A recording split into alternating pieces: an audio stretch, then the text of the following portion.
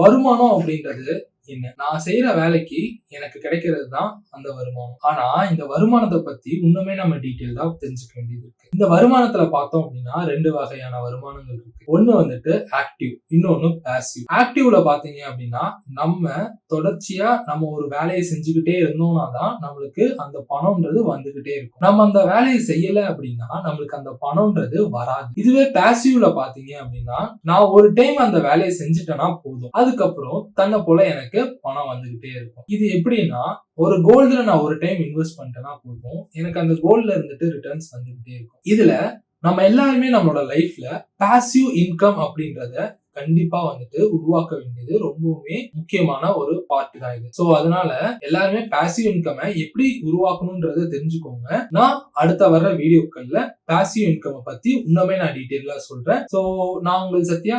Bye. This is pole space வழங்கும் financial mastery series.